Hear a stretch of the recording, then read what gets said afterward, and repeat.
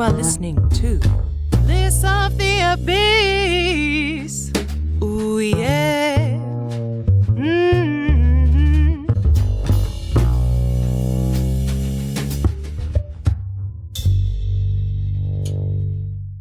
And then Peter rang me up and he said, hello, darling, you know the interview you did the other day? I said, yes. He said, they haven't offered you Luke Skywalker. I said, oh. He said, they've offered you a gold robot. He said, anyway, so I've turned it down. I said, what do you mean you've turned it down? He said, well, they're not even going to see your face, darling. He said, it could be a shop assistant in Woolworths. It is absolutely no, Woolworths was around at the time. All of us have been lucky to get a job there when we were out of work. But anyway, so I said, well, what have you turned down? He said, it's a film called Star Wars, darling, and they were only offering you £100 a week for 5 weeks and 0.5%. So anyway, I don't think anything's going to happen to it. Anyway, unbelievable. So I turned it down. Well, I've done some maths, Peter. Yeah. Because I know in the book that you say that you don't want to know what you missed crikey. out on by not being C3. Would you like to know? Roughly? Calculation. A rough estimate. I put it at million English pounds. It's a bit more than that, I think. Oh, my giddy aunt. Yes. Well, anyway, so there we are.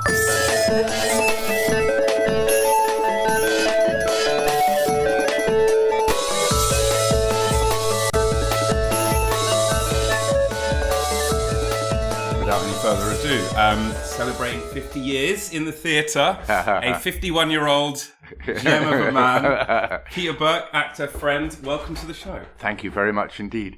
Not only am I celebrating 50 years since leaving the Royal Academy of Dramatic Art, I'm also celebrating the 50th anniversary of my 21st birthday. I'm 71. Is that the one that you celebrate the most? Turning 21. What was that day like? Can you remember it? I do. I was at drama school at the time, and because I should be 72 this year officially, and my parents came to see a final show, which was Next Time I'll Sing to You by James Saunders. Mm-hmm. And I took my parents, not I, my parents took the cast of us out for a meal in Kennington, which was a place called Kip's, long since closed, but it was lovely settles and sawdust floor and very good English cooking. And the person you would have heard of in that show, who's now sadly dead, but Ben Cross was a fellow in that. From your graduating class? From my graduating class, yeah. Still friends with any of them? Or oh, yes. All mortal enemies? Well, no.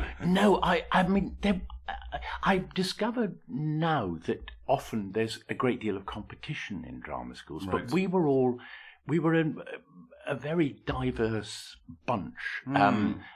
We didn't clash in any kind of way. I tended to play the character parts. And of course, 50 years ago, you were trained to go into rep and do 12 shows in a row, where you were an old man, you might have dragged up to play the dame in pantomime, and then suddenly you're in a musical. So your versatility was your great thing. Right.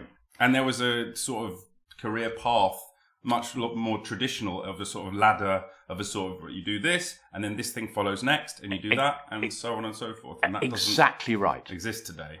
My wonderful agent at the time, Peter Crouch, again, not the footballer, again, long since dead, sadly, but he said, yes, darling, you're going to rep for 2 years, and then we'll get you some television, and which is exactly what he did. Right. And he said, you want to join one of the major companies, which again, I mean, lots of it was kind of fluke, because when I joined the RSC in 1975, they'd seen me in a telly on the Sunday, and suddenly I was called in. Exactly. I mean, it's called the recency effect, that, isn't it? Right. But so one thing led to another, and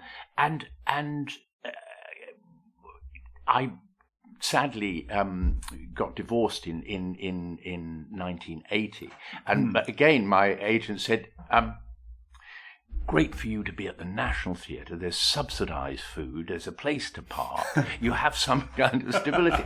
But that doesn't happen now. No, of course not. No.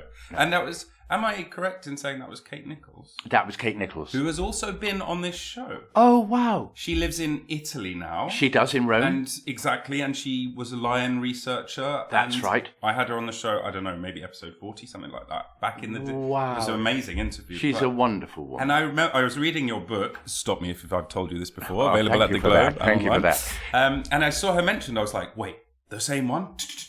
And lo and behold, that's absolutely right. Amazing. Yes. Yeah. Are you still? We're still very good friends. Yeah. Yes, and we share this wonderful daughter and 3 wonderful grandchildren. And a son-in-law. Oh no, we're great mates. Yeah. You couldn't not love Kate. No, she's brilliant. She's absolutely extraordinary. It was an amazing episode. Super Her life story bright. is so interesting, incredible, extraordinary, absolutely extraordinary. Yeah, but we're getting ahead of ourselves, I believe, because we've gone to the RSC, we've gone to 1980, we haven't mentioned the Globe yet, which obviously we have to, but should we go slightly more chronologically? Yes, because if you'd like to. We don't have to strictly, but I do want to ask a few questions, because in your book, stop me if I've told you this before, available at the Globe and online, you do mention some interesting things about your childhood. And I think, we can build up to Harrison Ford and Margaret Thatcher and all of those great stories, which are fantastic, and I can't wait. Although I do have to just say, you do say, even before you start the book, that hopefully having them written down means you won't have to perform them again too often. I'm going to slightly... That's in front of my children. Okay, I think, that was the... So it's okay if I ask you to do the hits? Yes. Great. Because... So, number one, you went to school with Osama bin Laden's dad. And then number two... Osama bin Laden's older brother. Older brother, even with it. Salim. He and I were good friends. And he had 7 wives at 18? I had really rather bad acne and no girlfriend, and he had 7 wives who used to come on exeat weekends, and they took over the George and Pilgrim pub in Glastonbury. People call it Glastonbury. They do, but Glastonbury, and just lived there for the weekend. What an extraordinary... I know. I was incredibly envious. But do you know? What is if Salim hadn't died in a plane crash? Because he was the eldest, right? He was the eldest son of the principal wife of his father. His father was blind, and he used to be led round on parents' days, as we call them, by his 2 principal wives. And at the time we were at school together, his father owned all of American Electric and all of American Airlines. Jeez. He was a very, very wealthy man. He's doing all right. And he died in a plane crash, and 2 years later, a plane crash, I should say again, because he had an airline. Yeah. And his son died 2 years later. And had he not, Osama bin Laden would not have inherited, because he wasn't in direct line. Right. And Osama bin Laden... I went to a school called Millfield, very extraordinary progressive school in the 60s. Yeah. 1963 I went there. But and Osama bin Laden went to what snobby school people call a minor public school. But he went to public school here as well. I didn't know. Yeah, and he was quite a sort of lad in the nightclub. Did you meet him, or just, I never just met Salim? him. I never met him. Did Salim ever talk about his brother? No, not at all. Not to my knowledge. Not to me anyway. Right. And we used to travel most days from Street to Glastonbury on the bus. He was in a house in Glastonbury called Chindid. And there was another fellow. We'd try and sit at the back of the bus, 3 of us. Of course. Bob Ho, who is Stanley Ho's son, and Stanley Ho was Mr. Hong Kong. And when Hong Kong went back to China, Stanley Ho was interviewed. He had all the gambling in Macau, and Stanley Ho was interviewed, and he said, how is this affecting you? and he said he was losing £1 million a day. Now, I don't that he had that to lose was this. Yeah, how many days can Bob go? The bliss of the abyss. Millfield was an extraordinary school in those days. I did want to ask, because, I mean, obviously I want to ask about Glastonbury as well, because your dad was Michael Eavis's doctor at the very first Hilton Fair. That's right, Hilton Fair. Incredible. Yeah. Yes. But the school as well, though, sounds very straight. Now, look, I'm just going to read a little quote. Actually, maybe I'll have you read a quote. I don't know, it's your book. But you can read it. It's where is it? It sounds very strange. There were no rules at the school, so you were expected to discipline yourself. And that's a direct quote. That is true. What does that mean, Peter? Does that mean you don't know maths? They said Boss Meyer, Jack Meyer, who was a very eccentric, very big genius, and knew, I mean, really knew a lot about every one of us. And he said at my interview for the school, he said, there are no rules at this school. The only thing is that whatever you do, you must be able to do in public, which was actually quite good. Rule. So you could kiss your girlfriend as long as you weren't behind a closed door, and that was the only rule in the school. You were expected to sort of self-govern and behave and be kind to each other, and it worked a treat. There must have been pitfalls. There must have been people who couldn't work it out. In the time that I was there, there were absolutely no accidents at all. Absolutely not. What it reminded me of, I remember watching this documentary about, I can't remember the name of the school, but there was a school where it was like the pupils set the curriculum kind of thing. Yeah. And they'd be, smoking and not being we were allowed to smoke and all that. So it was a bit like that then. Absolutely like that. But this seemed totally lawless, right? That it was like the school you're talking about. The school I'm talking about. Yeah. But yours, I get the impression, was not like that from the book. No, I mean we were given a chart at the beginning of every school term, and we'd decide whether we wanted to do what classes at what time, and then you'd go to a tutor. There were very small classes, only sort of 5 or 6 in a class. Oh, wow. And you'd go to a tutor and say, can I have an English class with you on Tuesday afternoon at 4 till 5? Right. And he'd say, well, I've already got... Oh, yes, no, I can fit you in, Bourke. Right. Or Peter, or whatever. Wow. So, yeah, that's the way it happened. And, lots of people did mainly art classes or had, class time off. Yeah. To the parents of the children there, Boss Meyer would say, I will find one thing that they can do, your child can do well. And when I find that, everything else will follow. And funnily enough, my sister had been very unhappy at a girls' public school, and really, really unhappy, and been put in for her O-levels far too young, and been lectured, for the good of the school. They were getting their stats up and things, Well, we had a girl get 11 O-levels at age 14, that kind of thing. Jack, so she asked to leave, and my parents found Millfield, which is, again, not far from Shepton Mallet, where I grew up.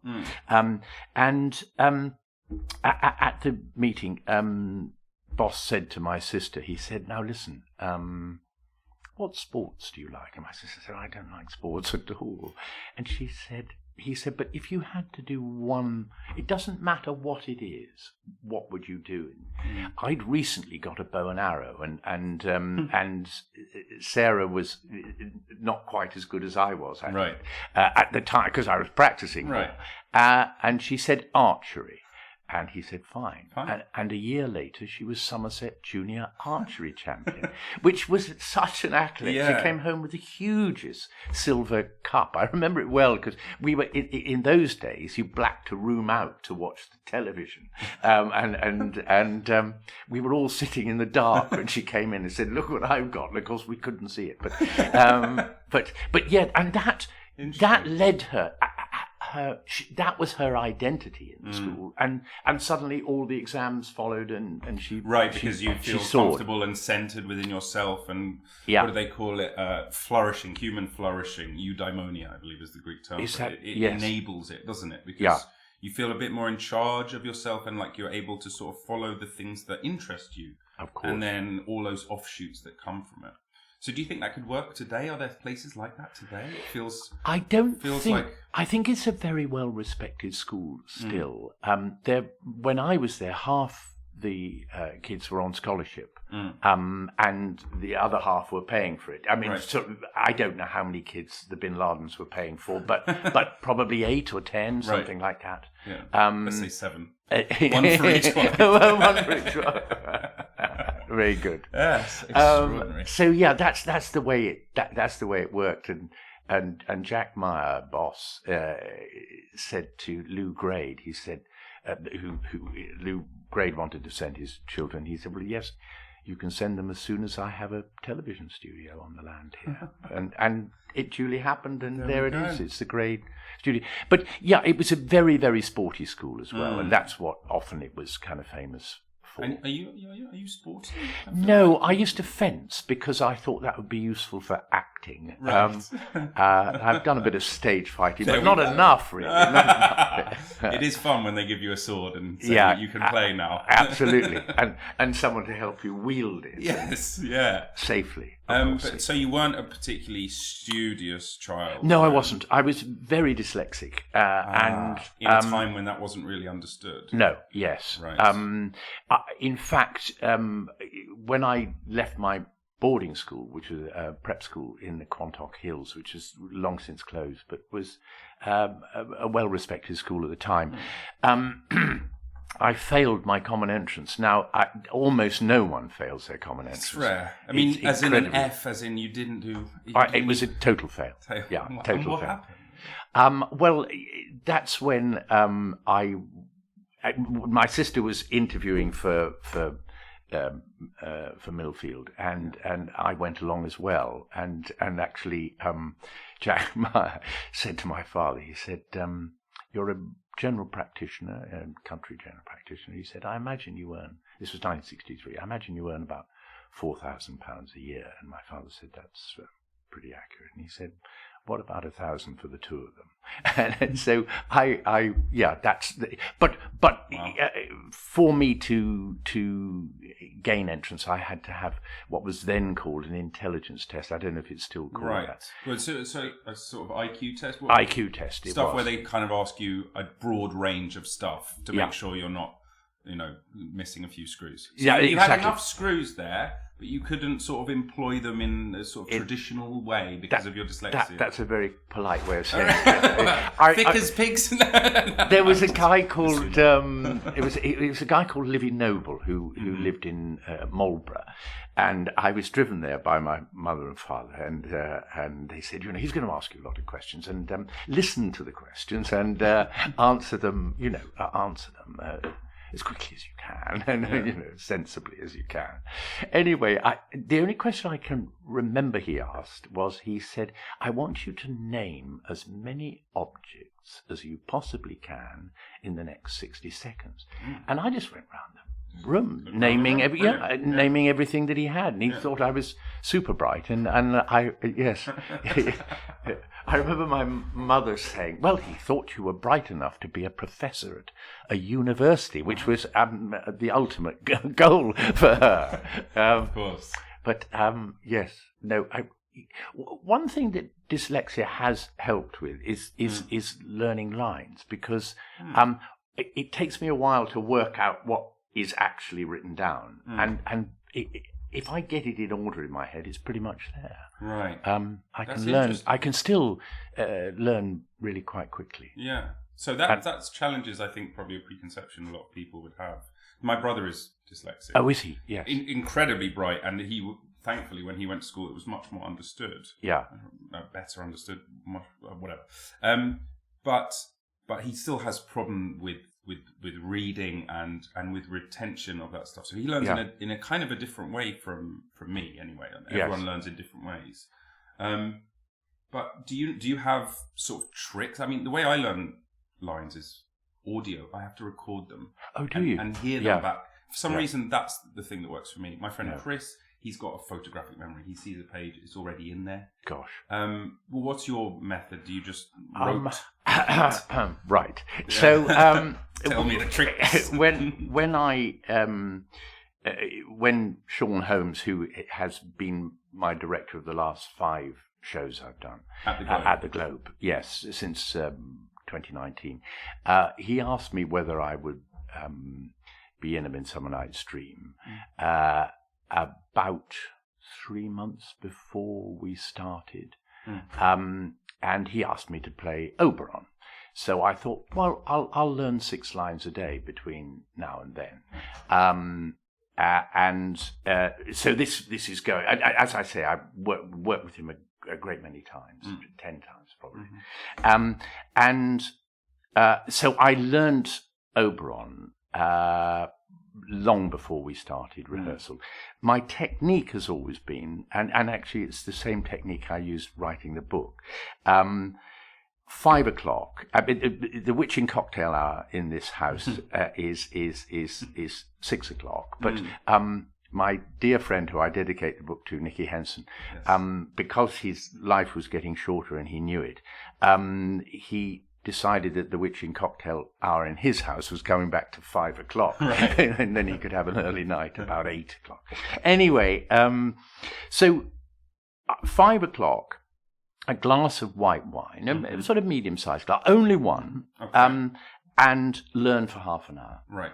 I don't know why, but I've mean, always associated learning lines with a glass of wine. But thankfully, only one. And only one. Yes. Rather than a bottle. And never before I say them out loud. Yeah. So that ticks off in my head. This is kind of jumping forward a bit, but I wonder. Has that always been your process, or is that slightly informed by Roald Dahl?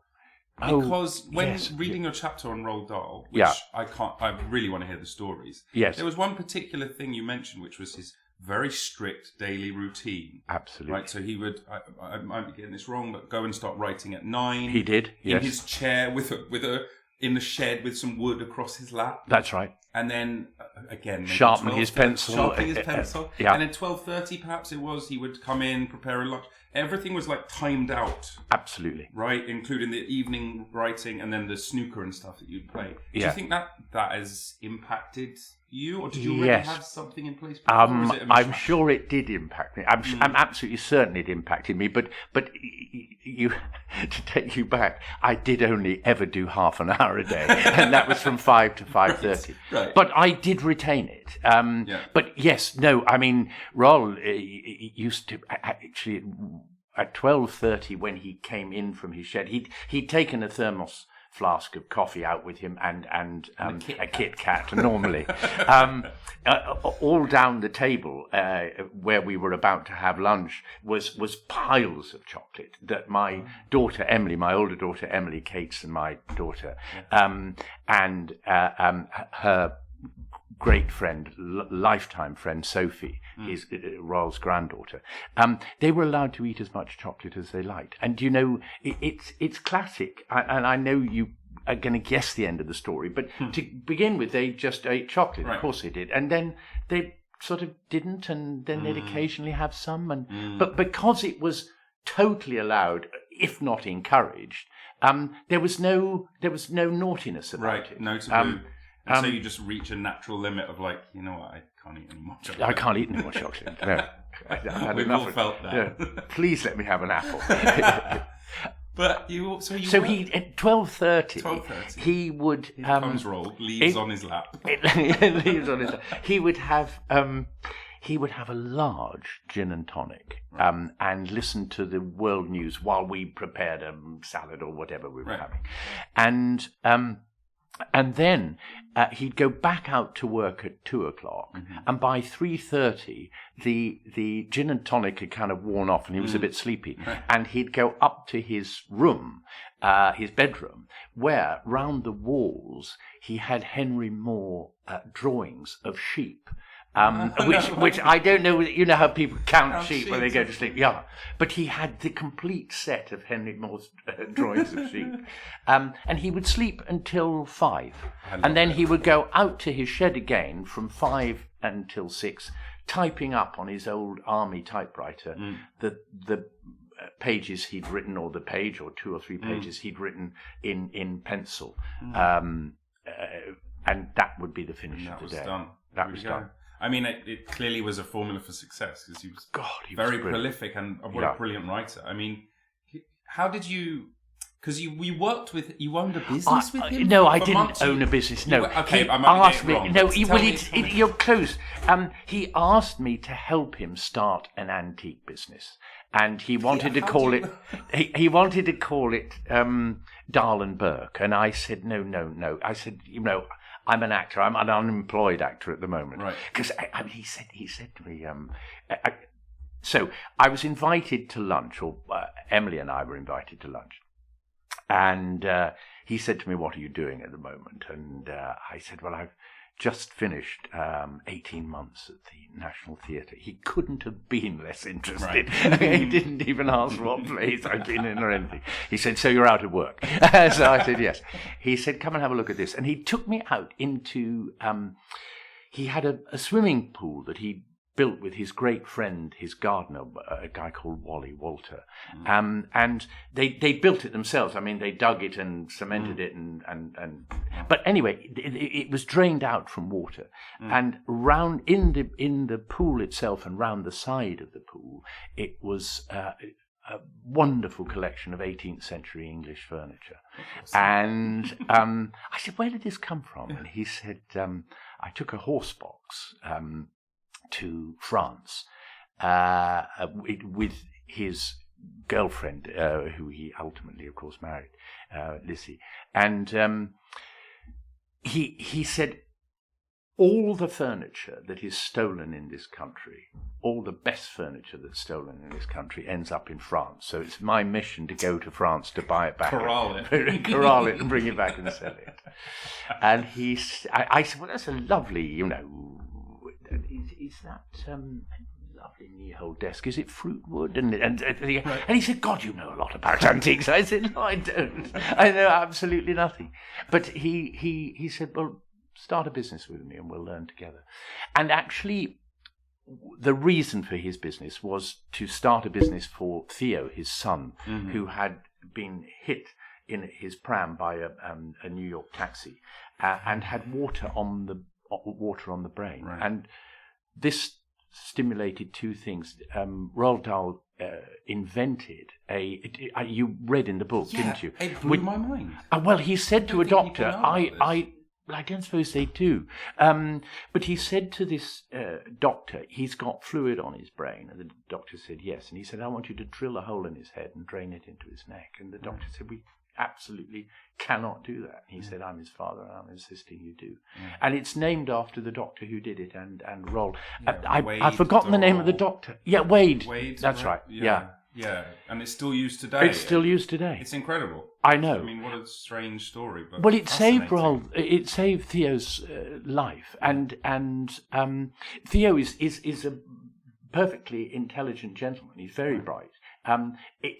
It takes him longer to absorb information than us, perhaps. But once he's got it, it's there. Right. And he wanted to start a business for him that, if he was unable for any reason not to open the shop, right, the fruit wasn't going to grow off, or the cakes weren't going to go stale. Yes. It was a genius idea for a business. Yeah. And I worked with him for 6 months and got to know and like him very much. What was he like as a man? He's a bit of a mysterious character, I feel. He was. He didn't trust everybody, and he didn't trust everybody's motives. He used to say, "Oh God, I've been invited to dinner, but oh God, I'll have to sit next to. Oh, they'll want me to. Oh no, I won't go to that." So I've avoided the names to protect the innocent. But he didn't think that he'd been invited because he's good company. You know, he thought, oh, they'll have a motive for this. Right, interesting. So he didn't trust everybody, but if he did trust you, he trusted you totally. Right.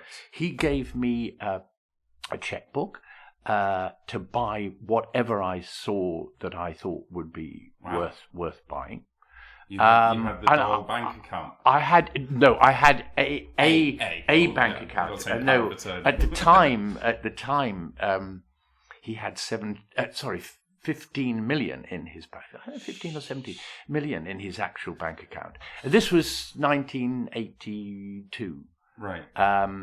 And he gave me a checkbook to an account with £75,000 in it, so that I could go. I mean, that's a fortune now, but I mean, it was a shed load in the 80s. What would it be 10 times that today? Something probably, yeah, well over 500,000 anyway. Right. But we would go to we'd go to Christie's or to Sotheby's, and we'd be bidding against mallets for the last thing we bought was a pair of Chippendale library chairs, and we got them for £4,000 less than Roald was prepared to go. I would say I was prepared to go. It wasn't my money, but I mean, I tried to dissuade him from me going into business with him because I said I've got nothing to contribute except enthusiasm, you know. Anyway, we got them for £4,000 less than we were expecting, or he was expecting to pay, because our markup was just 10%. He owned the shop. It was his money he was using, right. and Mallett's, who we were bidding against for these two, their markup is 100%. So, and they've got a very posh shop in Bond Street. But we got them to a point where they were not going to be able to get double for it. So close the distance. So we had a very good celebratory lunch. That was a day he wasn't writing, but it was very, very, very rare that he didn't write. If ever we were going out to eat or anything, it was always after 6 o'clock. Did he ever share any of what he was working on with you, or talk about Oh, he was writing. Oh, God, did he? He was writing the BFG while we were working together. Love the BFG. And he said to me, "Come with me." He started to tell the girls about this friendly giant who breathes dreams through girls' bedroom windows, and the book is dedicated to Sophie, his granddaughter. And yes, we went out to his garage and got a ladder and put it up to the girls' window. They'd been primed with the beginning of this story. When he thought they were asleep, we got a ladder in which he climbed with a sort of car rug over his shoulders, and he had his mother's ear trumpet, which he was using as a sort of megaphone. But you know that those ear trumpet, he held them in the ear and so that people spoke down this tube. It was very effective. Primitive listening aid. Yes, it was a hearing aid. It was a hearing aid. Yeah. And he had this old kind of hat on and stuff, so he dressed it well. And we lit him from behind. He had a sort of arc light in his garage for working on it. Actually, no one ever worked on his car. They were always brand new BMW 7 Series, but anyway, he had a light behind him, so he looked bigger, and he rattled the bedroom window and breathed through, and the kids sort of were semi-awake. I don't know how it kind of worked really, but the following morning he said, "Now we're going to continue it." And they said, "Last night it happened. It happened last night." So I mean, no, he could cast a spell. He really could.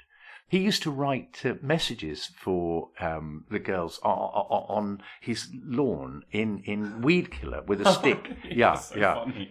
Messages from fairies or whatever. So he was a kind of a magical person in some ways. He was. He was.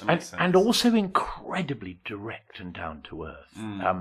I remember getting a phone call while I was there from my mother and father, and they were saying, sort of, what are you doing in a moment? And I said, I'm working with Roald Dahl on antiques and things. And they said, well, what about the acting? And Roald took the phone and said, he's on the dole.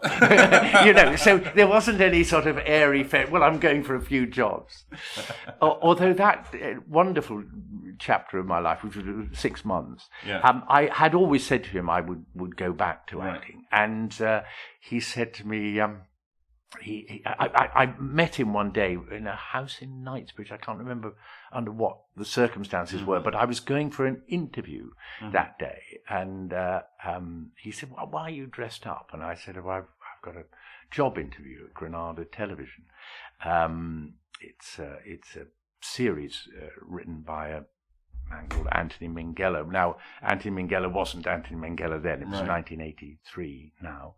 And he said, oh, you really want this job, don't you? And I said, well, yes, I do. He said, well, you've polished your shoes. I could tell you did. And I said, I always said to you I would go back to acting when I got a decent offer. And he let me go with his blessing, I have to say. He was absolute gent. But he had very, very few friends. But the friends he had, he held to him with hoops of steel, to quote there's certain something to that, isn't there? Yeah.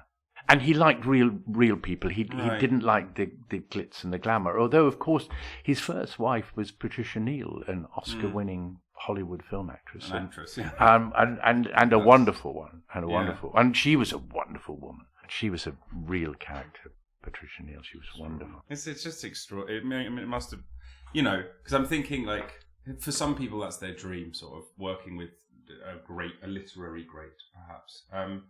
And in a parallel universe, Bourke and Dahl, this was your life. Yeah. Right? Yes. Yeah. But you had to follow your own passions. I suppose that's the thing, isn't it? And, yeah. I mean, actually, it was a lark, but it was my great chum Nicky Henson, who we've both worked with together, haven't we? Yes. He said to me, I had quite long hair and a sort of rather nice sort of velvety corduroy jacket I was wearing. Looking at every inch of the part of the antiques, man. Exactly. And he said, listen, matey, he said, you look like an out-of-work actor. Get a haircut, get a job. I said, well, I'm an in-work antique dealer. And he said, listen, you and I'll open an antique business when we can't act anymore. Now get back to acting. So that was it. And also I'd done all that I could possibly do. This was all the kind of setup, Right. It was a lot of fun though, and it was a great privilege being in his company. He was and is a great man. The bliss of the abyss is here now. So rewinding a bit, we said perhaps not the most studious, and I know you got 3 O levels. I got 3 O levels. So not and maths the second time of asking. So a career in academia at that point was unlikely, shall we say? Very unlikely indeed. And so you were you'd always loved acting, and you thought, well, let's write to some places and see what can be done. That's right. But you didn't quite work out the way probably you dreamed, because you ended up being a student assistant stage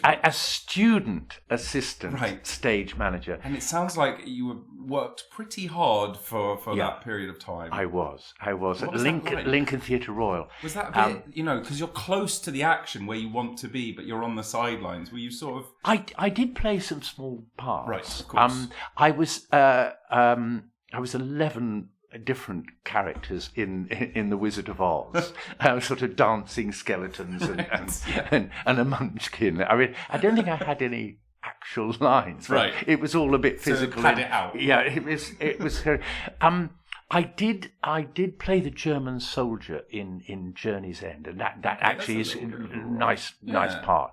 I sort of thrown down some steps and said some German words and looked terrified. That was easy to do. We improvised all that, and they terrified the life out of me, the other actors. So, but basically, I was there to do whatever needed to be done. Right. And I was paid £3 a week, and I turned up for rehearsals in the morning, and I was on the book, or I was running out buying props, or I was helping in the wardrobe, or helping in the scenery department. It was a really, really good experience. Yeah. £3 a week, but they had two companies at the theatre, so it was fortnightly rep, really. Right. And one company was out on tour while the other company was in the building. So there were lots and lots of changeovers. Yeah. And I used to average £7 a week. And we got £1 every 4 hours overtime. And the overtime started at 1 o'clock on a Saturday morning. So sometimes we did 37 hours on the trot. Just insanity. It was. But I kind of loved it. And I got nothing to spend the money on because I had no time to spend it. Right. I mean, you bought the next pair of trousers that were high-waisted or bell-bottom. I nearly started a business at Lincoln Theatre Royal, actually, because someone in the wardrobe department, I was buying, it was, again, 1968, so it was a period of, I don't write about this story in my book, I don't know. But it was in the days that people wore grandpa vests and tie-dyed them. Right. But it was the wardrobe mistress at Lincoln Theatre Royal who had the wonderful surname Wilde. She, sadly, she's now dead, but she and I started a business in tie-dye. And it's very, very easy to do. So we were doing grandpa vests, and we were selling them for a small £1 or something like that. Actually, probably not that much. Anyway, and then we expanded our business, and we used to buy sailors' trousers, which are all bell-bottom, very wide. But she tapered them at the top to the knee, and then let them be wide underneath. That's sort of and they were 60s, 70s look, right? Very 60s. trendy. It was 68. And we were ahead of the game. Yeah. So they had buttons up across. It was a button fly, if you remember, with a kind of flap. Love a button fly. Love a button fly. Actually, they must come back into fashion at some point. Uh-oh, I'm wearing them. no, but they were buttons all across your tummy and then down, like sailors' trousers. Yep. In white, but we tie-dyed them. I had cause to be down in London and stayed with some friends that I'd been at school with. And I was at a party at their house wearing my tie-dye T-shirt and my tie-dye sailor's trousers in brown and white, but all the patterns that they come out when you take the string off. Anyway, this guy came up to me and I said, my name's Beau, I'm in fashion. And I said, really? He said, yes, I very much like your T-shirt. Do you do that yourself? And I said, yes. He said, good. If I provide you with the T-shirts and pay you £1 a T-shirt, will you make these for me? How many do you want? I said. He said, 3,000. I'll pay you £3,000. Jesus. In 1968? 1968. That must have been so... That was enough to buy a house. That's got your head spinning, presumably. That got my head spinning. Yeah. And I thought, I would only need some canisters of gas and some burners and you'd have it all going and you could. I mean, it's and I said to Ms. Wilde, I said, listen, we've been offered £1 a T-shirt, and he's going to provide us with the T-shirt, so £1 for the work, £3,000. What should we do? And she said, how long does he want? I forgot to ask. He said, I'll need them within 3 weeks. Because he was realizing that, it was the trend about to. So that's and I rang him up. And I said, we can't do it. Start a scale. We can't do it. It's and he said, okay, well, I offered you. And I said, yes, you did. And thank you very much indeed. And within 3 weeks, the whole of the King's Road was awash with tie-dye T-shirts in triple colours and, extraordinary. And they were all grandpa vests, and he bought them out. And you didn't get a penny from it, Peter. I didn't. No, I didn't. I've lost 2 fortunes in my life. I thought you might bring this up. I think I have an idea where you're going next. Are we talking 0.5%? We're talking 0.5%. Yes. If you want that story now or not. I would love that story. I think it's a great story. Yeah, go ahead, please. So that was my first fortune. My 1975, I come back to the house I'm living in Upper Billesley, just outside Stratford, and my wonderful agent, Peter Crouch, is on the telephone. Hello, darling. I've got an interview for you tomorrow morning, darling. I said, interview tomorrow morning, Peter? I've got a matinee. He said, I know that, darling. That's why I made it 9 o'clock. You're the first person they're seeing. I said, where is the interview? He said, 20th Century Fox, darling. It's in Soho Square. It's parking there. There's parking there. You'll get back in plenty of time. Anyway, so I barely slept. I drove down for my first film interview. And I parked duly in Soho Square, and I walked in on the dot of 9 o'clock. And I walked into the casting office, and this lady was sitting behind a large desk, and a gentleman scuttered out at the side of the room, and she waited a bit, and she said, "Right, he'll see you now." And I went in, and there was a guy actually laying carpet round the side of the thing, so he was going, "Don't mind me, so I'll just I won't be long now."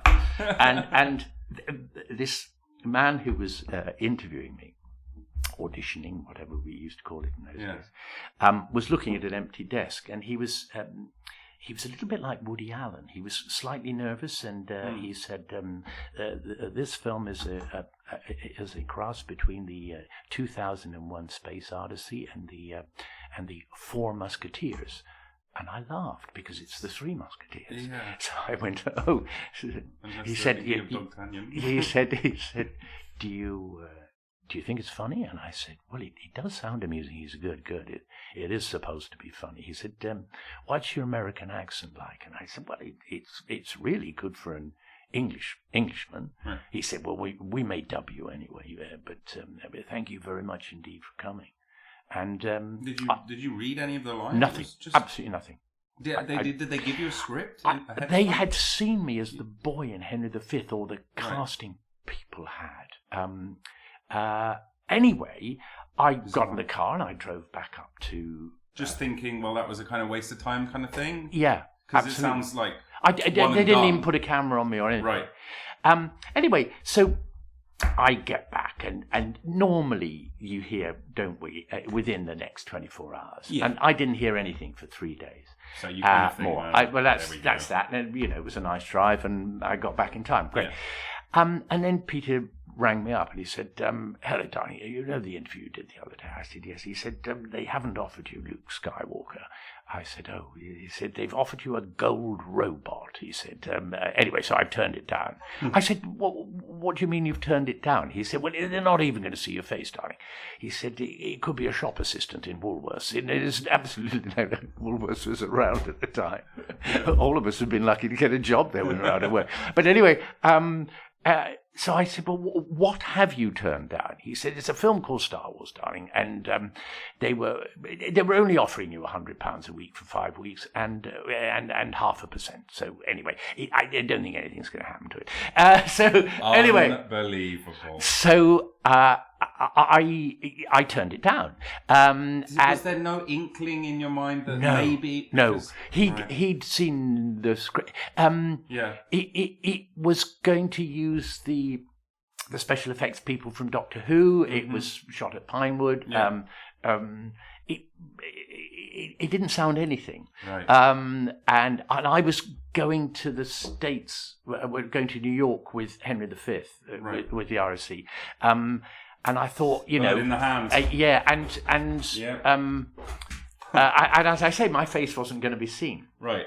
So I get back from New York, having turned it down, and they said, they rang my agent and they said they'd like Peter to dub the film, the first film, and then play the gold robot in the second film, which is already in development. Yeah. In development, and they said they would pay me, I think it was £50 an hour dubbing again, and I would be on half a percent. I mean, even £50 an hour now isn't too bad for dubbing. No, it isn't. But back then it would have been. And I said to my agent, which I genuinely felt, I said, listen, the guy's done all the work. Yeah. If they've made it, they heard his voice. Yeah. Why get me to dub it? It'd just be awful for him to go into a cinema, sit with his arm round his girlfriend. Or exactly. Go with his parents, or whatever. This is me. Wait. Absolutely. And then this voice comes out, or a version of this voice comes out. Anyway, it sounds kind of not too dissimilar, does he? So it's a strange move by them. Well, I never told that story until one day I was driving my car, and I was parking up. And the guy who did play it was being interviewed. Mm-hmm. And he said, well, I very, very nearly didn't make the cut, he said, because they didn't like my voice. And they asked, someone to dub me. He knew. So because he knew, I was able to tell the story. Otherwise, of course not. It's sub judice, isn't it? Yes, absolutely. Yeah. So, well, I've done some maths, Peter. Yeah. Because I know in the book that you say that you don't want to know what you missed out on by not being C3. Would you like to know, roughly? Well, no. Is this including the little maquette, the little figures, or just a 0.5%? It's just the 3 films. It's just the 0.5%. So it's probably a bit of a conservative calculation, a rough estimate. I put it at 30 million English pounds. It's a bit more than that, I think. Oh my Gideon. Yes. Well, anyway, so there we are. Could have been C3PO. But then I wouldn't have been at the Globe now, and I wouldn't have done all the other things I've done. Yeah, it's one of those things of like, it was a life commitment. Yeah. And how could you have known? No. And the first film was mocked by lots of people. It's not like it was. But it was very popular, but the critics panned it. Yeah. And why would a space opera take off and become the biggest thing in the world? No. There's no way of knowing that, is there? So absolutely. you just, you're doing Shakespeare. I'm not going to be a gold robot. It's a fantastic story. No, it is a lovely. That's why I thought it was. So it wasn't Harrison Ford. That's why I thought it was Harrison Ford. Because do you know Harrison Ford's story? No. Who eventually played Han Solo? Yes, of course. Yeah. He was Spielberg's carpenter. So no. You didn't know this. I didn't. In your book, I thought you were doing a little nod to that because there's a guy in there laying carpet. Oh, crumbs. And literally, Harrison Ford was his carpenter, and Lucas was like, "You know what? There's something good about you. Do you want to play this role?" And he was like, "I'm not sure." He's like, "No, you'll be good." And that's where his thing started. Whoa. Yeah. I didn't know that. Extraordinary. That's amazing. I know so many actors' stories. I did not know that. There's a little gracious one for you. Wow, thank you very much for that. Well, there we go. You might not have a fortune, but you've got a tidbit on Harrison Ford. There's lots of moments like that in this book. I do have to say, I did love this book. Stop me if I told you this before, by Peter Bourke, available at the Globe Bookshop and online. I loved it. It's a great book full of lovely stories, and you have an effortless sort of charm and wit. And there's so many things, we won't be able to cover them all. That's why you should buy it. You mentioned Wilde. Right? Yeah. I assume it's not spelt with an E, but no. The Importance of Being Earnest is named after, Algernon is named after one of your ancestors. Gosh, well, you did read the book, didn't you? Of course I read the book. And that's just dropped in there as like, wow, that's fascinating. And like, part of this. He was, Algernon Burke was the recorder of Cork, which meant sort of judge of the area, and the Earl of Mayo. And he and his wife, or girlfriend originally, then wife, Gwendolen, came over and bought a house called St Mary's in Bramber, down near Shoreham, just inland from Shoreham, and not far from Worthing. And his great friend from his days in Ireland, and particularly his days in Dublin, was Oscar Wilde. And Oscar Wilde used to come down at weekends to this beautiful old.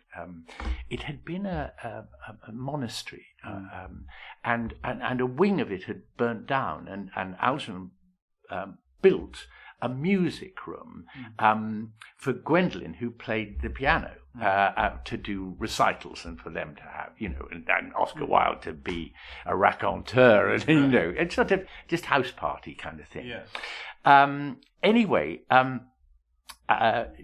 Algernon and Gwendolen are the two characters from The Importance of Being Earnest. Yeah. And also, the other characters are named after the railway stations that Oscar Wilde went through, Bracknell being one, on the way on the Worthing line, or the Brighton line. It is a quote from the thing. But the other characters are all the... but Lady Bracknell is after Bracknell. Yeah, I didn't know that at all. And such a great play, obviously. And it's an extraordinary play. It's one of the greatest plays of all time. I have a great affection for it, and my father, who had Alzheimer's latterly, he couldn't really follow theatre anymore, and we went to see The Importance of Being Earnest. And because it's funny line on line, he was laughing the whole way through. Brilliant. He didn't need to follow it. Right. It's a genius piece of writing. It's a genius piece of writing. And it's wonderfly self-effacing about everybody. Yeah. How nice to be associated with it. Well, I mean, I didn't know Algernon because he was... of course. He was dead before I knew. A long time ago. How did you find out that... I have a theatre company called Fair Play, and we toured Sketches by Boz, which are a series of playlets, really, that Charles Dickens wrote. We adapted them, or rather Robert Butler, ex-theatre critic, adapted them for the stage. And we were asked to perform there. And when I got there, with the troupe, and all our wonderful costumes and props, the guy said, "Do you know why you're here? Have you read this book?" And I said, "No." And he said, "Well, it's about an ancestor of yours, Algernon Bourke, who used to have this house. And I thought it would be lovely to have one of his relations give a performance here." So that's how I heard about it. The bliss of the abyss, it's here now. Should we do that story? Because we Margaret can. Thatcher's so funny. So it begins... I mean, obviously you tell the story, but it begins with you being invited to dinner. That's right. With Margaret Thatcher and her cabinet. That's right. But how, Peter? Nigel Havers and I did... For people who don't know, who's Nigel? Yes, Nigel Havers is an actor, very good actor. Yes. And I did a series called Nicholas Nickleby. He played Nicholas and I played Smike years and years ago, and we became friends. And his father was Attorney General in Margaret Thatcher's government. And he had been, if people remember, subject of a bomb from the IRA at his house in Wimbledon, but fortunately he was away that weekend at a house he had up in Norfolk, and because he was bombed out of his house, he was the MP for Wimbledon, but also Attorney General, right. And a very good barrister, who defended the Rolling Stones on their drugs charge, and very successfully.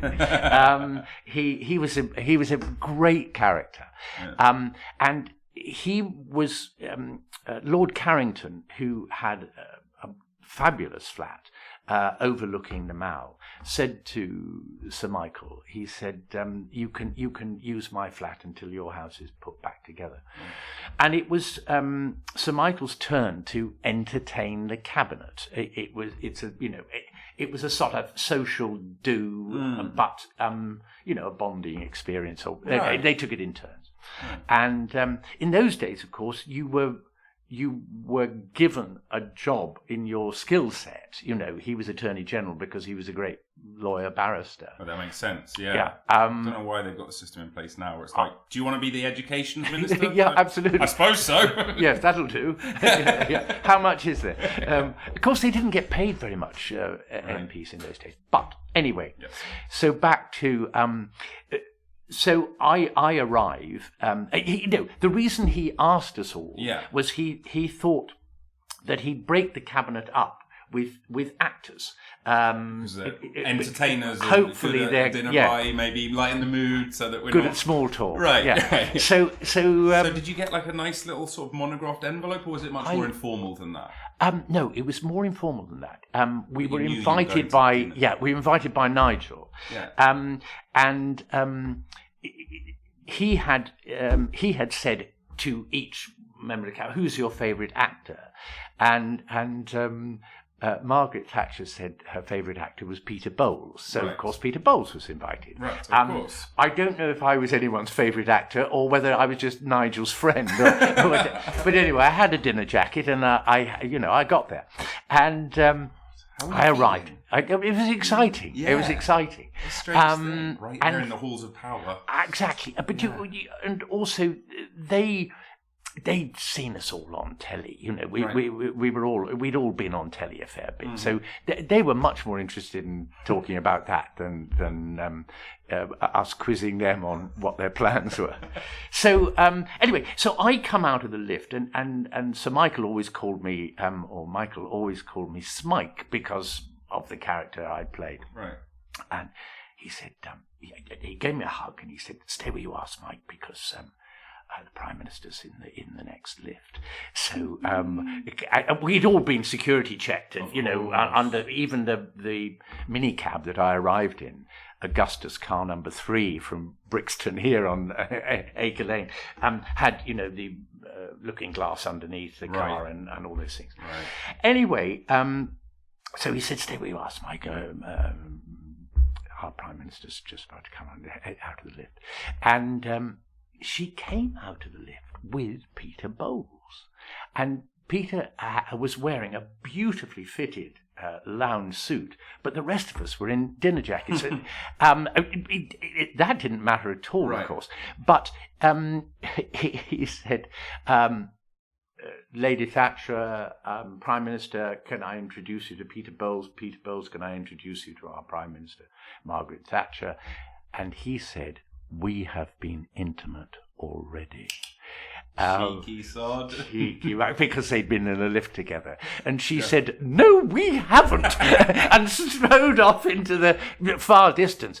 And she was sat next to him for the whole evening, but she sat with her back to him the whole evening and talked to anyone else who, It was very, very sad and very funny. Well, did you never get the proper introduction to her then? Because I did. But I was introduced as Smike. Right. Yeah. You might have seen him in Nicholas Nickleby. Yeah. Yes. And she was like, "Oh, nice to meet you," kind of thing. Yeah. And then didn't see the funny side of it. She didn't, but she did have a sense of humour, because when she posed for her bust, which is that wonderful bronze in the lobby of the House of Commons by Anthony Dufour. Anthony was also sculpting a miner at the time. Ooh, and both sides of the debate then. Exactly. She said, "The irony of this is not wasted on me." And when she when they unveiled the statue, Anthony was there, of course, and she said, "I might have preferred iron, but bronze will do." But the nice story about her posing for him, and she did often at his studio in Streatham. He had a friend who had a studio in Chelsea who said, "No, I can't get Margaret Thatcher up to Streatham." But he said, "Well, that's where my studio is, and I've got the job." And she left her... I was going to call it uniform, but various of her kind of power suits and handbags and things behind, so that other people could wear them for him to do the material and so on. But she was there for a lot of it. And he said, Lady Thatcher, I would like to, I'm sculpting your mouth at the moment, and your mouth will look more beautiful if you are saying something beginning with B. So will you say something beginning with B for me? And he said, she said, yes, Britain. And he said, would you say something else beginning with B, Lady Thatcher? And he said, yeah. She said, yes, Great Britain. But yes, no, she had a definite sense of humour. It's interesting because as I was reading the chapter on Maggie, I actually found out about this thing. Have you heard of the Thatcher effect? No. So it's this really strange thing. It's with synchronicity. I was reading your chapter, and then something popped up on the internet, and I was like, so there's this thing. They use it in psychology.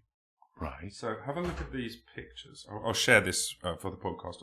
So yes. So these are the same images. Yeah. The two images. One's flipped upside down. Yeah. And what this does, so you might not have noticed, but see how the features are upside down? Yes. But when she's flipped up, it doesn't kind of look like they are. Gosh. But then when you turn upside down, it's very clear that they have been. So Wow. that's a mirror. But this one looks strangely more normal, even though it's upside down. Doesn't it? Gosh, that's extraordinary. Isn't that weird? Yeah. Wow. Gosh. Yeah. That's Anyway. very interesting. Very weird, isn't it? It's something about, it's to do with face blindness and social cues and the way that you recognize people or don't recognize people. Right. So you're kind of primed to, it's the same science of, the way that we see faces and everything. You see like an oven and it's got the two things in a line underneath it and you think, oh, it's a face. Yeah. Or people see, Jesus on their toast or whatever. It's Right. something to do with our psychology that we recognize faces and all kinds of faces that they're not. Gosh. Interesting, huh? Whoa. There it is. There it is. Now, Is Liz Truss going to... is she? I don't know. I hope not. I hope not too. She's bringing some Thatcher energy with her, isn't she? She is. She's definitely trying She that. is. It seems like she's going to be though. I don't think Rishi's going to win. I don't either. And then what is it? 2 years until an election, something like that. Yeah. So strap in, Is Boris going to... Boris? Is he What going we to can- reappear?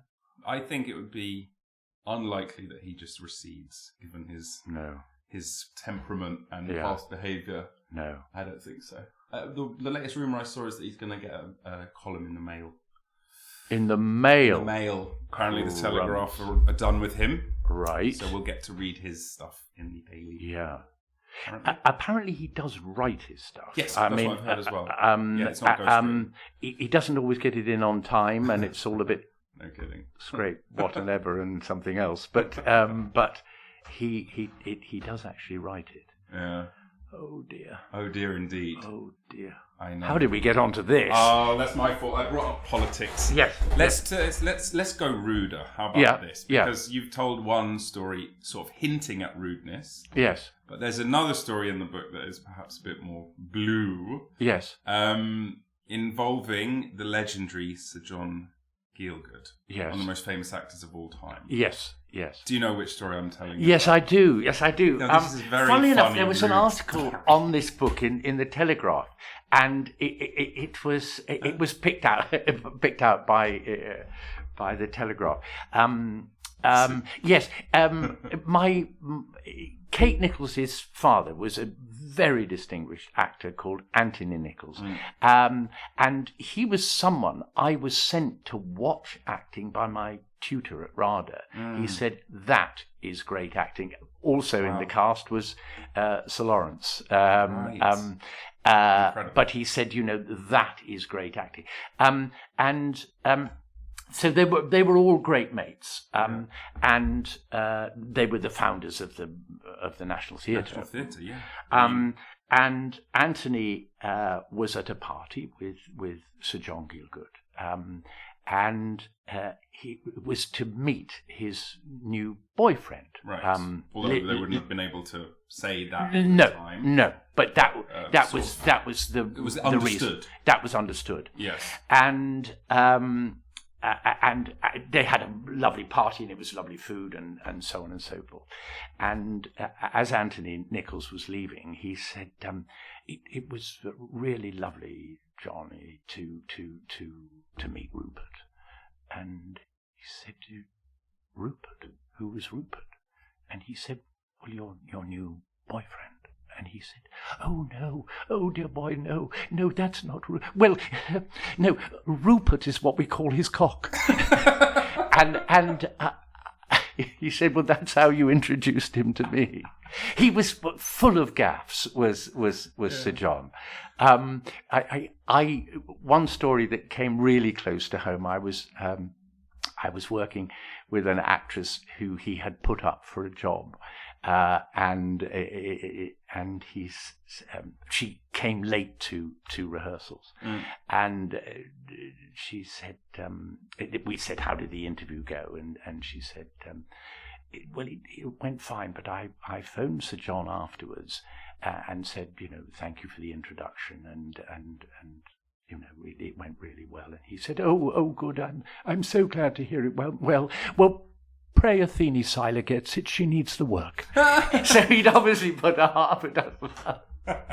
So, I mean, he was known for that. And Timothy Bateson, who was working on that series with us, said, "I've got a Sir John story." And we said, "Oh, what's that?" And he said, "Well, I met him on a railway station, and I asked him how he was. And he said, 'Oh, I'm terrible. I'm exhausted, and it's all this travelling, and I just need somewhere in London to live. I mean, it wouldn't matter how poky and small and infested with rats it was. I mean, anything going in your block.'" So whether he knew what he was saying or not, I don't know. Yeah. He went to see Richard Burton in his first attempt at Hamlet, and he hated it, and he thought he was dreadful. And when he went round to his dressing room, there he was in his underpants, and he said, "Dear boy, I'll come back when you're better. I mean, when you're dressed. I thought you were frightfully good." But that story had a happy ending, because he ended up directing him as Hamlet. He and Sir Lawrence. Sir Lawrence directed O'Toole, and he directed Richard Burton. And they had a kind of shootout at OK Corral Hamlet. Apparently they were both excellent, I mean, in different ways. But incredible. But Sir John would have given him line readings with that lovely voice that he had. Amazing voice, yeah. Amazing voice. I mean, it's great hearing those stories, because there are lots of funny stories about, especially that is the word cadre. Am I going to say that word? Yeah. Maybe pronouncing it wrong. No, I think it's right. Of O'Toole, Olivier, Gielgud, these Schofield, who you also mentioned. Yeah. And it's sort of, some of them are too good to be true. You feel like they must be apocryphal. No, but they're not. They weren't. They were real. I mean, and they brought all that to the stage with them. Right. It's taken me 50 years to learn that actually bringing yourself on stage is what is required now.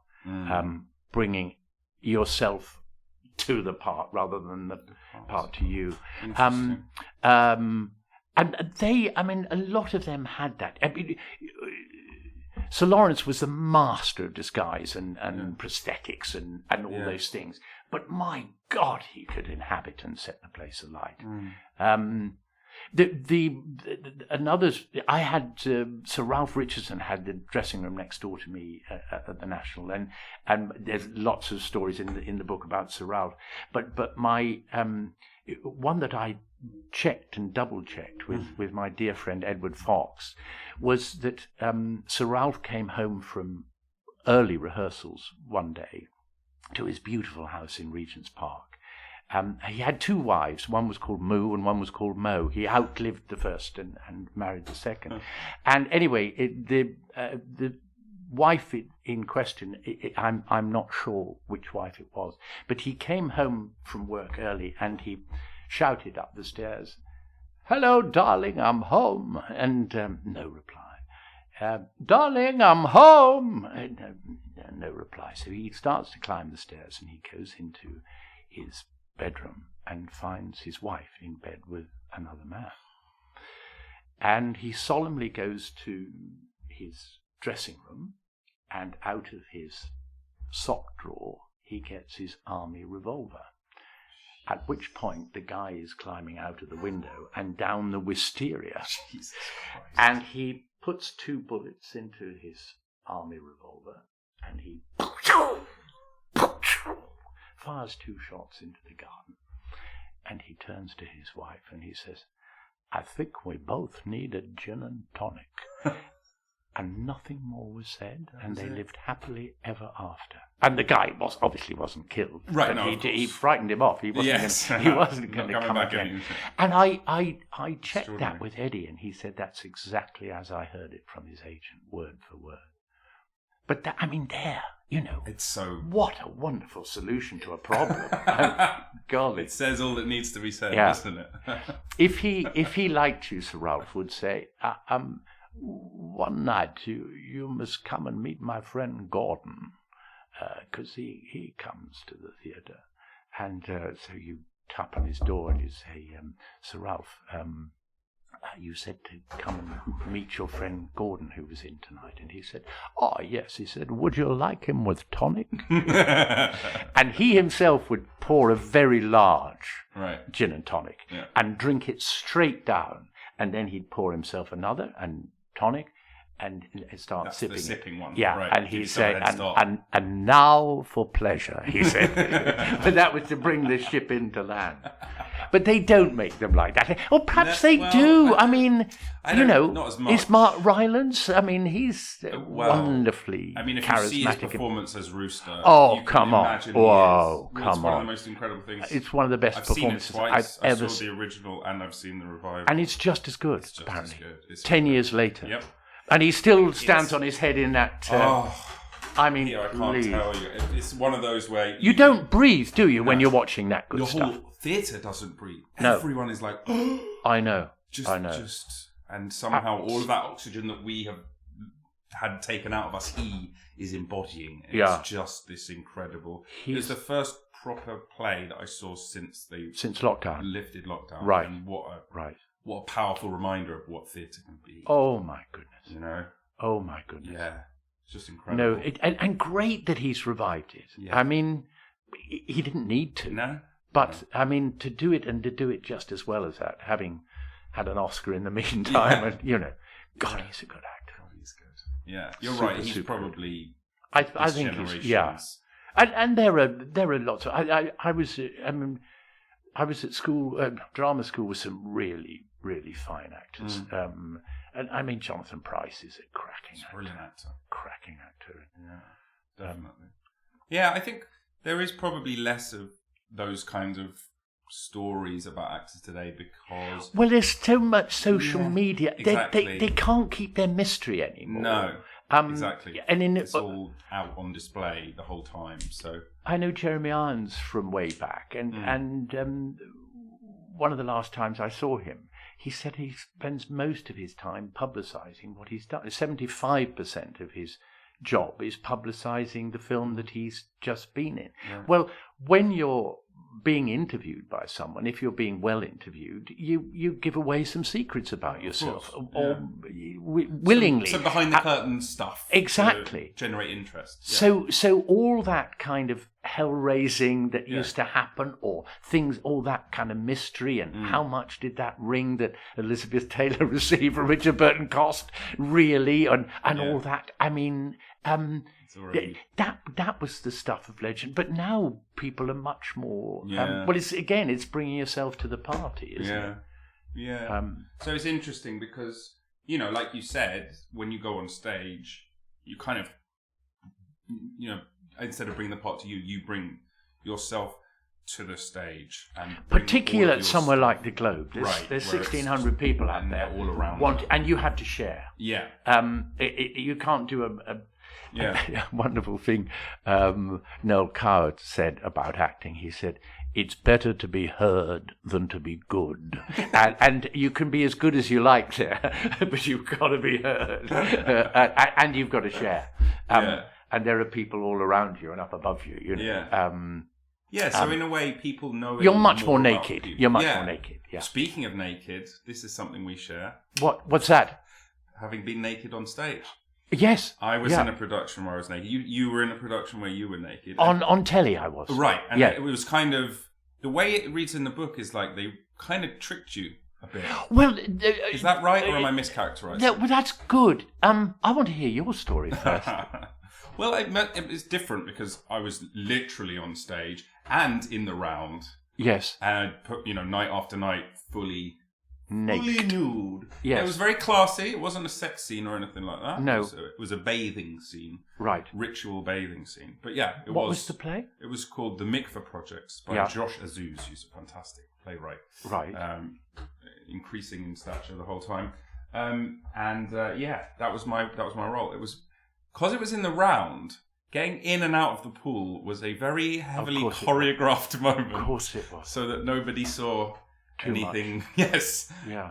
Even naked. There's naked, and then there's really everything naked. Yes, there is. And I was trying to kind of play the line. I really didn't have an issue with it. I'd be interested to hear yours. I didn't really care. No, I mean, Freddie Jones, who coincidentally was in Nicholas Nickleby with us playing Crummles, and he had just done Claire, the poet, and he'd been naked in it on television. And one of the actresses said, you were so brave to be naked in that. And Freddie said in his wonderful voice, he said, I'm naked every time I go on stage. It doesn't matter whether I'm wearing clothes or not. Which was, it was said slightly tongue in cheek, right, of course. but you are kind of exposed, aren't you? Mine was it was very 70s. It was very experimental. Right. It was in a series called Churchill's Penis. Sorry. Churchill's People. There we go. And it was kind of history. And this was the Pilgrim Fathers. And a lot of it was against white screen, and this was 1974. And it was directed by a genius director called Donald McQuinney. And the only person they could get to look like me who was younger had brown eyes. And they asked me contractually whether I would wear brown contact lenses. Right. And I said, no, I absolutely would.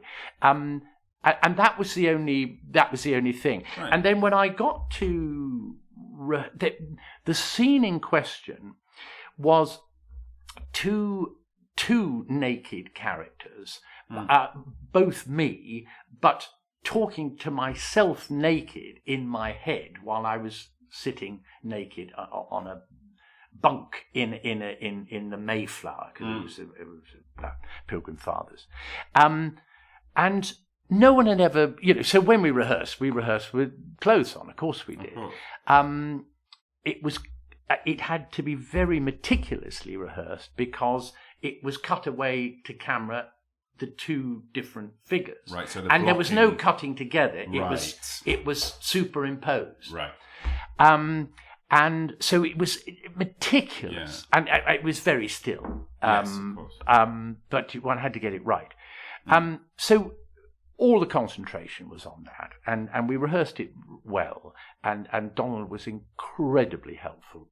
And then we came to record it, and I was in my dressing room, because I had the main part. I was in dressing room 1, which of course, if you're in dressing room 1, you're probably almost never in there, except you're in a break, you're getting on with the acting.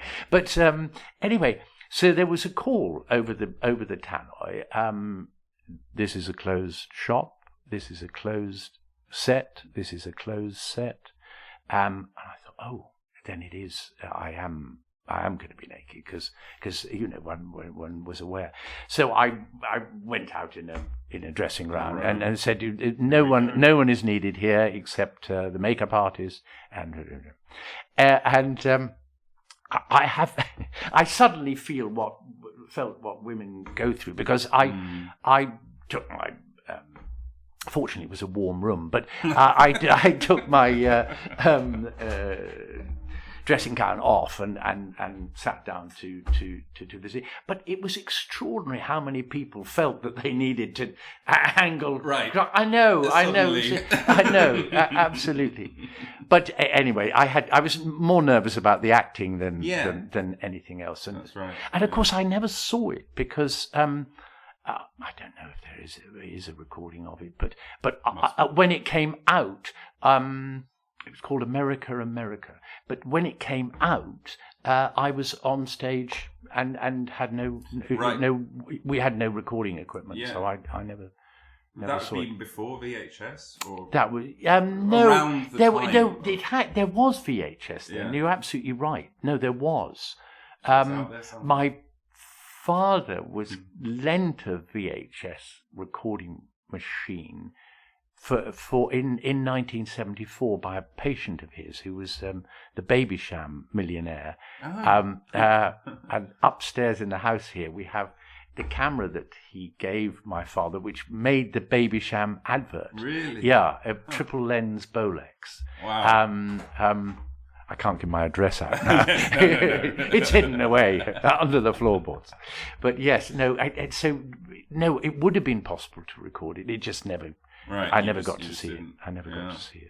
Well, one Christmas you'll get a little Yeah, in the mail absolutely. from me. Yeah, absolutely. Here is your DVD. Exactly, with some bonus extras.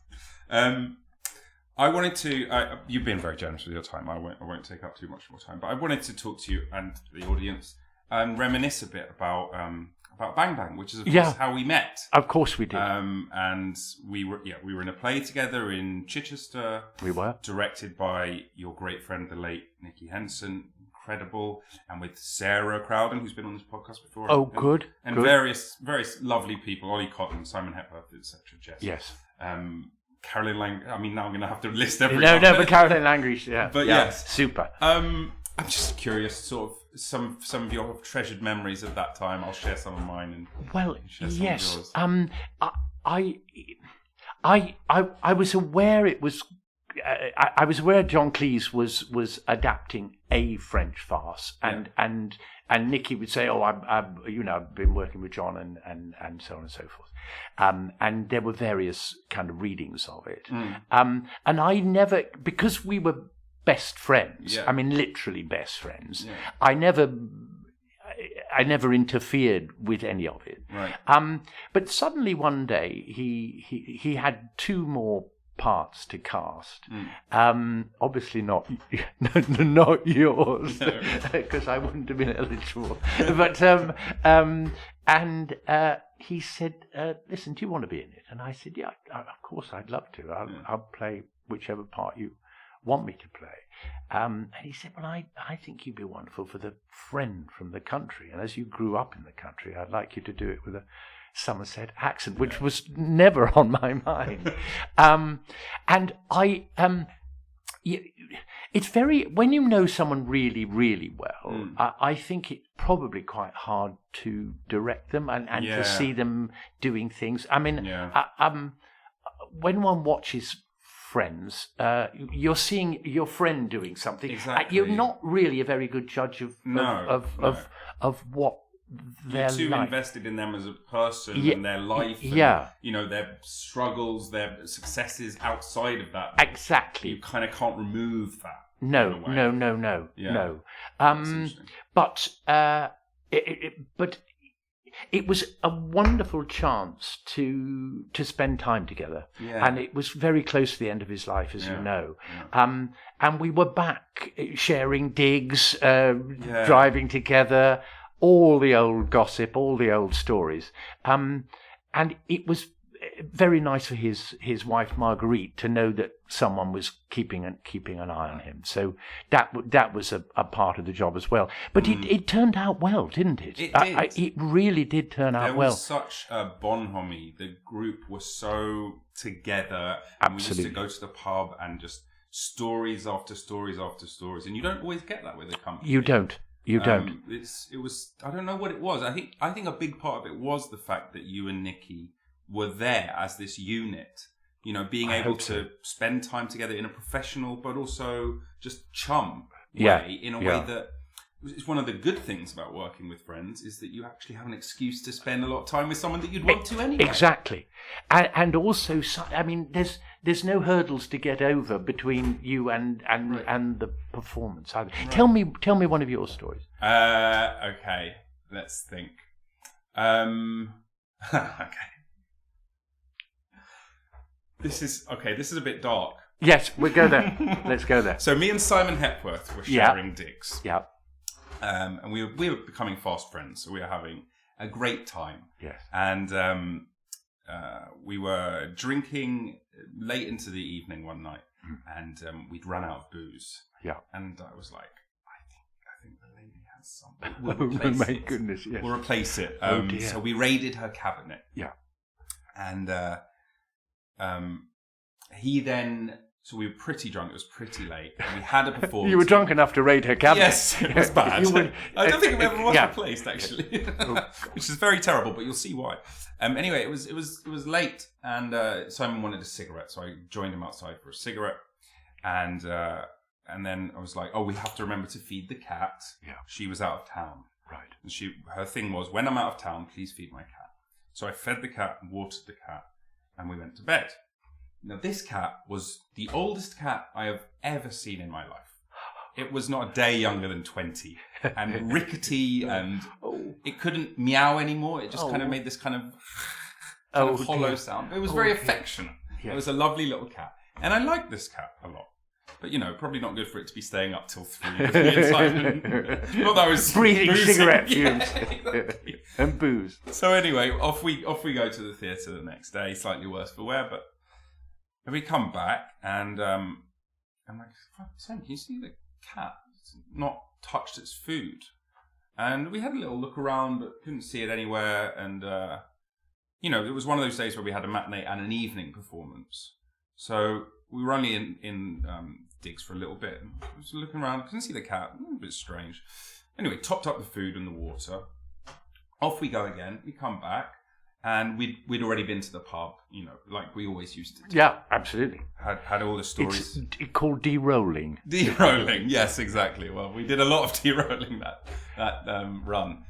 But the cat food, again, had not been touched. And the cat was nowhere to be seen. Ooh. And the cat was never seen again. Oh. And, I was texting this lady being like, strange the cat hasn't touched her food. Is that normal? Does she ramble? Does she disappear for a day? Because she has. And she was like, no, that's very strange. Anyway, I'll be back tomorrow, kind of thing. And she came back, and the cat was still not there. And she blamed me. Oh. And lost her shit. Oh, God. Really yelling and screaming and saying that I'd killed her cat.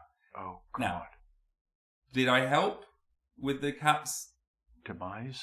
I don't know. I like to think I was stewarding it quite well. Yeah. I was giving it pets and giving it food and water.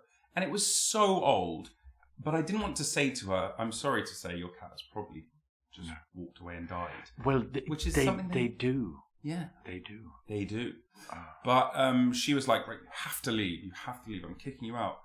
And I never did leave because she was like, she disappeared the next day and kind of didn't come back. She only came back twice more, and every time would be incredibly frosty. But she kind of didn't force me to leave. And I said, right, well, give me a few days to find another something place. Else. Yeah. And she was like, oh, you know what, whatever, kind of thing. But then just every time I saw her, she was just like ice cold stare at me. God. And I never did replace her rum.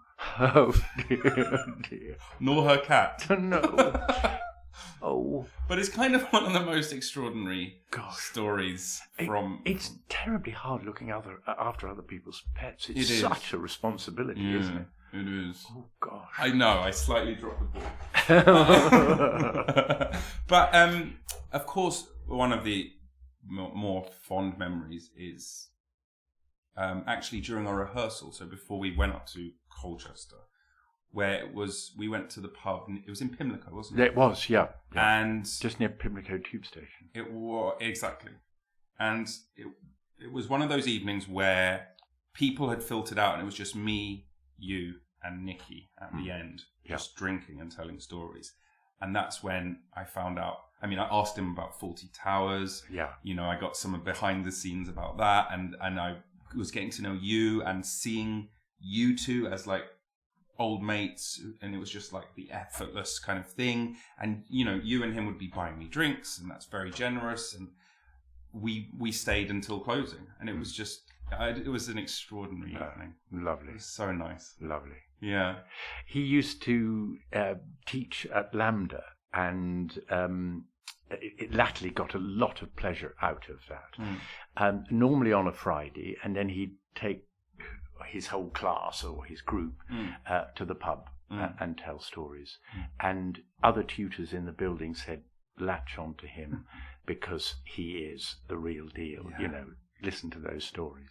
I'd like to have been a fly on the wall on those occasions, although I'm sure I'd heard several of the stories before. I'm guessing, yeah. One of the great, I mean, I write about him quite extensively in the book, and people will know him from, you know, the 60s movies and his time at the National, his time at the RSC and all those things. But I suppose Fawlty Towers is one thing he'll be remembered for, and of course being the original cast of Noises Off. Yeah.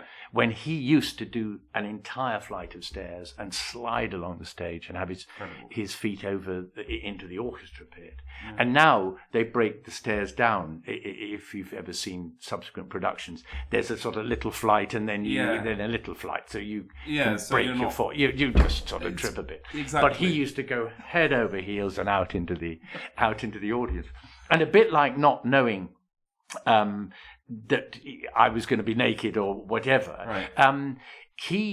He kept saying to Michael Blakemore, who was the director, and Michael Frayn, who wrote it, and Michael Codron, who produced it, the Michaels. He said, it says you fall down the stairs. They said, oh yeah, no, we're getting the stairs. No, we ought to start doing that.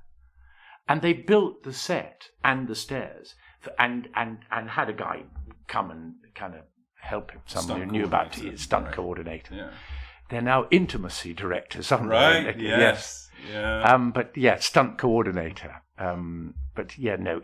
And the first time he fell down a flight of stairs was when his dad, who was a great actor-manager of farces, the Aldwych farces were all his, and all those regular farce actors were all his great friends, as indeed was Charlie Chaplin and anyone else around at the time.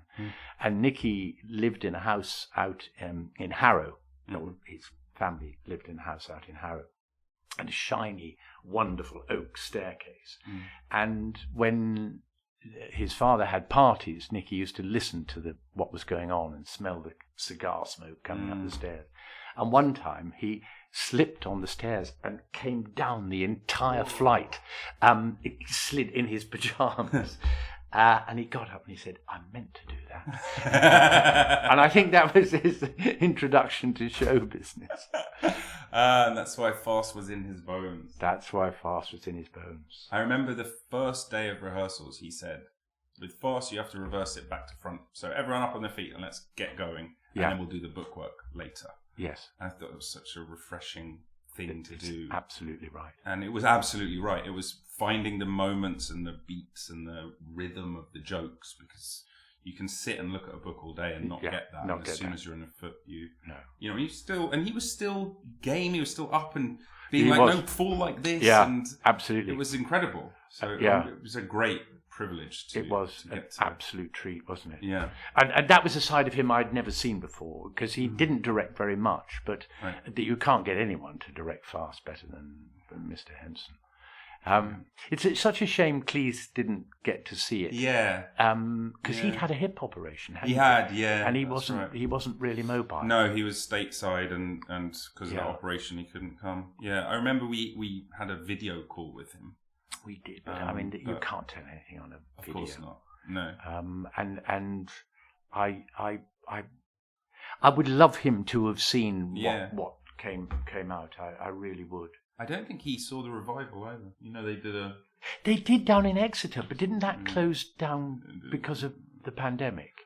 I think so. I think maybe third time lucky. Or maybe third time lucky. I believe he still owns the set. I'm sure he does. It was a beautiful set. It's a beautiful set, and it's a fun and it's solid. Which Yeah. I mean, you can't play fast on a wobbly set. I mean, that really is B touring or C, or I don't know what's below that. Oh no, perish the thought.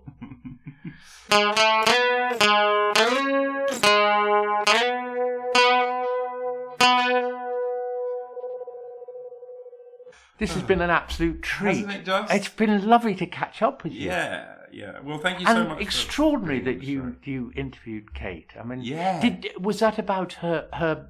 Well, 2 books really, but Under the Camelthorn Tree. Yes, that's one of them. Had you read I that? hadn't. No. So this was a complete coincidence. You're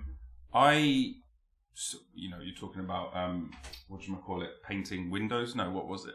What was the money job that you do?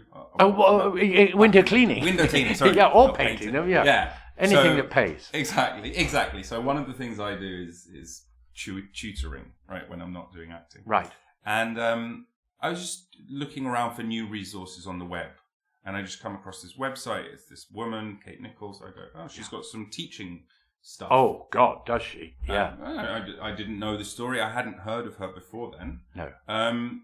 But then I'm clicking around the site and I find this resource. I'm like, this is good.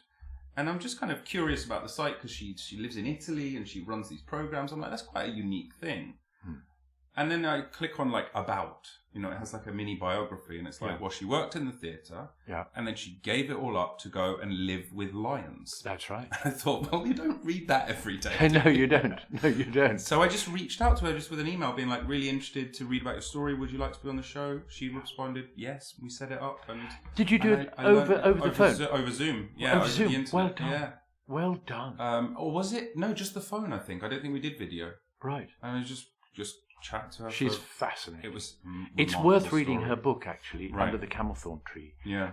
It's a absolutely stripped jack naked piece. Beautiful writing. Beautiful writing. Yeah.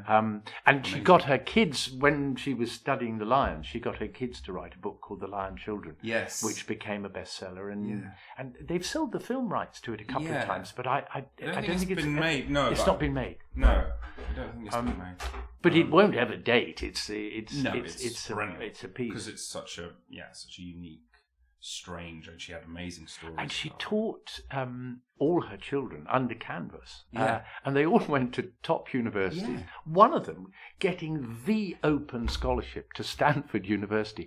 And Kate, like me, I mean, one of the things we have in common is we have 3 O-levels apiece, But she is able to teach people to an incredibly high standard. Right. And I mean, I guess it comes back full circle where we're talking about your school. About Yes. Sort of, instead of having a curriculum and it being like test, it's just like, just go with the natural curiosity. And as you said, she taught them all that without a school structure and their Ivy League and Cambridge and all of that stuff. That's right. And amazing. Her daughter got a first in fine art at Trinity Dublin. Yeah. I mean, just remarkable. And absolutely staggering. Yeah. Yes. No. It there's a destiny that shapes our ends, rough hew them though we may. And do you know, when I was doing Hamlet in the Sam Wanamaker, the script we were using said there's a divinity that shapes our ends, rough hew them though we may. Yeah. No, I didn't. I didn't get O-level literature. God forbid. No, I didn't. No, I got divinity. Yes. Yeah. Is that a different folio then? Is that why? It must have been. Yeah. I think both are right. Destiny. Yeah. There's a destiny. Yeah. Is great. Yeah. It's great, isn't it? It's great. And do you know what it is? It's a hedging term. So I get a phone call from Edward Fox, great mate, and he was laughing. And I said, "What's going on, Edward?" And he said, "Well, I promised to replace the hedges on the Isle of Purbeck, round my house and anywhere else they wanted." He said, I was going to fund that myself. And he said, I've been growing these little saplings and this hedger has arrived. And he said to me, in West Country accent, he said, "Well, Mr. Fox, do you want to rough hew them or shape their ends? And what you do with these saplings is you cut them part way through so they bend over, and you weave them in and out of the other ones you bent over. My jaw just dropped. I had no idea. Yeah. Wow. There's a destiny that shapes our ends, rough hew them though we may. So you can cut it a little bit, or you can cut it a lot. nearly. And who came first? Is it the chicken or the egg, Shakespeare or the hedging? I think the hedging. We're only talking 400 years ago, aren't we? It's true. I think there have been hedges around for a while. hedging longer than shaky. Gosh. Do you know, I'm now on my 6th production at the Globe, and my goodness, he writes well. It's just...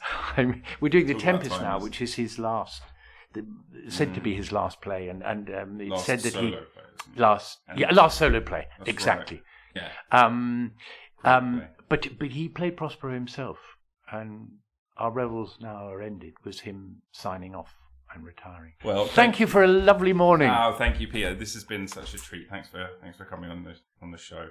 Well done. Send me all the links and I'll put all the stuff up. But lovely. Thank you very much. Okay, my pleasure. Doodles.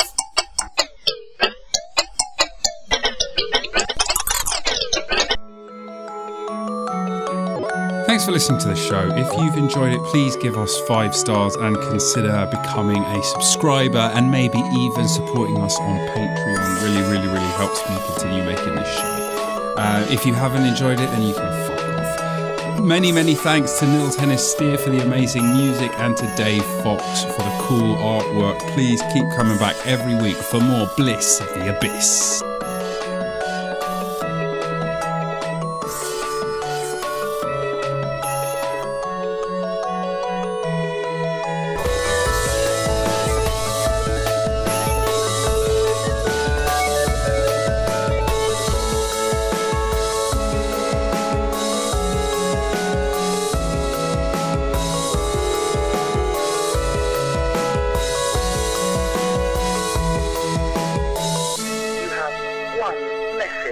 Message 1.